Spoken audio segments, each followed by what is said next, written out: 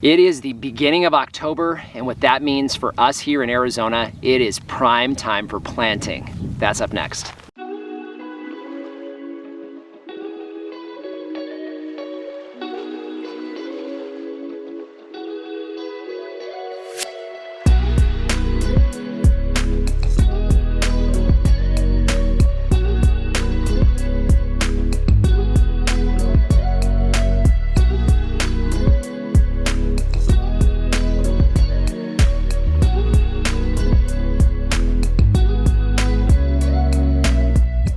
Hello everyone, this is Dwayne with Edge of Nowhere Farm, and we're coming to you here today on a beautiful Sunday morning at the beginning of October in 2021. What we're going to be doing today is a planting episode, but before we get to that, I want to talk a little bit about the trees we have today and the reason why we're planting them now. You guys know we're a big fan of RSI Growers, and Reed does a fantastic job for us here in Arizona with growing out his own rootstocks, and the majority of the trees that you see here on the farm, including this beautiful peach tree next to me that's less than 2 years old, have all come from him. Now we have a few spots that we have left open here on the western orchard that we've had to come back in and backfill, and that's what we're going to be getting to today. One of the things I wanted to talk about before that is timing. So here for us in Arizona, fall is a prime time for us when it comes to planting, particularly when it comes to fruit trees. Now, the only exception to that is probably going to be your tropical trees. It's not a good idea to put those in the ground here in the fall because we're heading into the toughest time period for tropical trees for us here in Arizona because of our freezing temperatures. Outside of that, if you can get those trees now, get them in the ground. This is a perfect time. Now, one big advantage to planting in the fall, besides the fact that the weather's a little nice, is you're gonna get a chance, especially in Arizona with the fall flush, to allow the trees to establish some root mass before we get into the dormant season. Of course, that allows the tree to really get off to a head start once we roll into spring of next year, particularly with some of your early budding trees like peach trees, one of which you're gonna be seeing today. So what we're gonna do is we're gonna go ahead and get to the first tree, but before we plant it, I wanna talk to you a little bit about the tree itself. The first tree we're gonna be getting in the ground is this peach tree here. Now what we're gonna be working on is the very first spot that you see as you drive into the main entrance to the farm. I guess you can call it the service entrance, but it's what we see when we drive back onto the farm. And this tree is actually replacing a tree that didn't make it last year. So we've had the ring around the tree watering regularly with the regular irrigation schedule. So I'm looking forward to seeing what that soil is going to look like, but we're going to be planting this directly into that spot. This particular peach tree is a Reed exclusive. He actually doesn't even know what it is. He's calling it Reed's Big Red, and it's going to be the first tree as we drive in. And from what he explains, this is a softball-sized peach that is solid red on the outside. So, and he says just tastes amazing. So we're going to be putting this one right here in this first spot.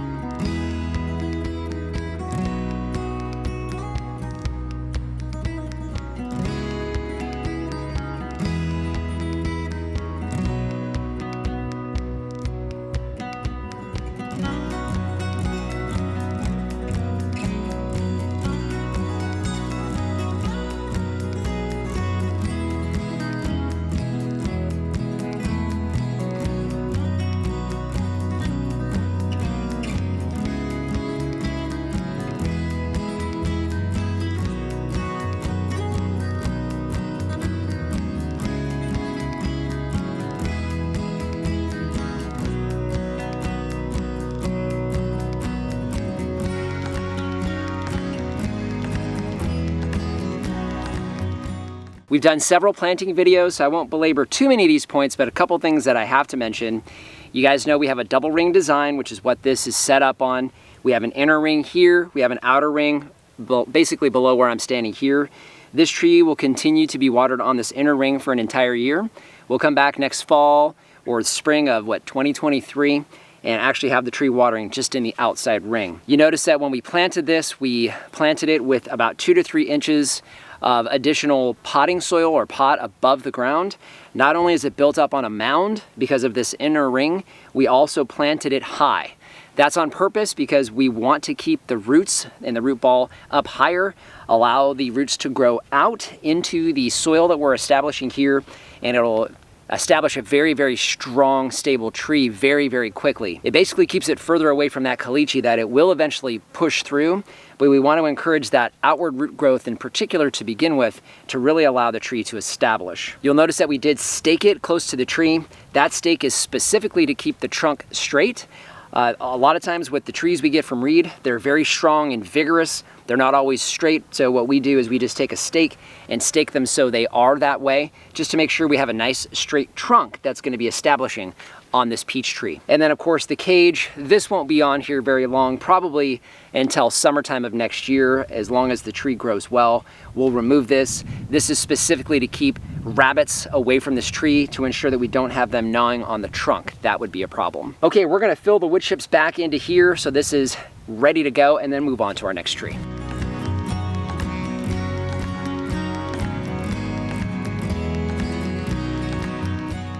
Next tree up today is a lorna apricot, L-O-R-N-A. We have a Katie apricot, so we figured her sister belongs over, well, fairly close to the other one. One thing before we plant this tree that I wanted to point out, there is a graft point that's right here. So this is the rootstock right here. Typically that's a Hansen rootstock from reed. And this right here, so got the graft point here, you can see this piece here was actually from the graft point. That's where it was grafted onto the rootstock. This is the tree that we want, the known variety. So what we typically do is we try to face the top part of the graft point, this point here, to the north, which is that direction for us. You can see the trunk itself, it's a little sideways here, so we'll definitely be doing a little bit of work to get this particular trunk right here straight.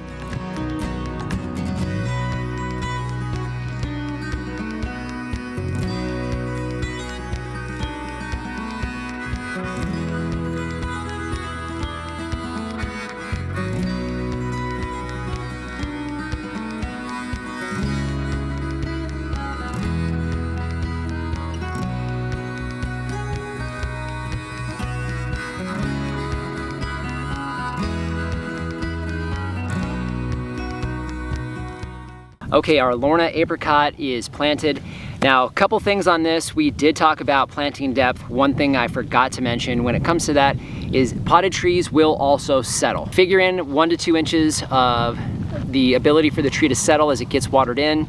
The potting soil starts to basically sink a little bit. Next thing is you'll notice we did not break up the root ball at all. We planted it just the way it is. One of the advantages to this rootstock, it's very, very aggressive, so that allows for a little bit easier time planting. Also, you saw that we were putting some fertilizer in here. We will not be fertilizing this tree come February like we do the rest of the trees. We'll skip this one, so we're gonna go ahead and put some nutrition in here. Now, the fertilizer that we were using today is a conventional fertilizer that Reed specifically wanted us to be planting his trees with. It's the first class premium 15-15-15 fertilizer that you get from Fertizona. I only know of the one here on this side of town, but I think there's a couple of them. I think that one's in Waddell, if I'm not mistaken. But we do add that into the mix. Now, one of the things that we have questions on all the time is what do I amend my soil with in order to plant trees? I want to give you guys a secret. You've seen it here today. Nothing. We don't put any amendments whatsoever in the soil.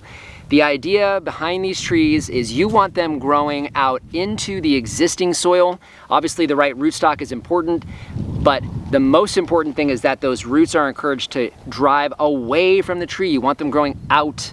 That's what allows the tree to get established. This rootstock obviously is designed to do well in our soil, so that is also important. However, we do not amend any of the trees when it comes to potted trees. The only time we do that is with bare root trees, which we're not planting today. So, secret there is don't amend your soil. It's just not necessary. Focus on that rootstock and proper planting. Last tree on the list today is this guy here. This is an apricot plum hybrid. It's a primarily apricot heritage, so it will look like an apricot, and it's next to our other apricot plum hybrids. This is a different variety that Reed has. It is supposedly one of the best, so we'll see about that. Either way, same thing with this tree, no different as far as planting, so let's go ahead and get this in the ground.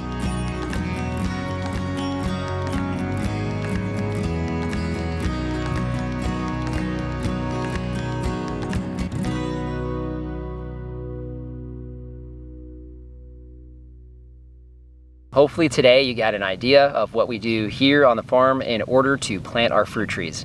Now the trees that you saw today were in 15-gallon pots. You can see they're fairly small trees. This behind me here is a Florida Prince peach tree that we actually planted in April of 2020. So about a year and a half ago, this tree here was about the size of this branch. You can see exactly what happens in about a year and a half time. This tree here is about 7 to 8 feet tall, probably a good 6 to 7 feet wide, and just looks beautiful. In fact, all the peach trees we have are very similar to this one. I believe the one we planted today was number 12. Hopefully this demystified the planting of fruit trees for you. We like to do these every time we get a chance because we know we have a lot of new folks out there. Speaking of which, we really want to encourage you to subscribe to the channel. Obviously, we talk a lot about fruit trees here, but this is a functioning farm. So we cover everything from livestock to fruit trees, to gardening, and everything in between. Would love to have you as a subscriber and share the content. If you know anybody that's into this kind of thing, really helps us out here when you do that. And our Amazon shop, that is a free, painless way to help support the channel. If you start with the link down below, it doesn't matter what you buy, you help to support us here. One more thing, I am gonna link the RSI Growers website. That's where we get the vast majority of the fruit trees that we have here on the farm.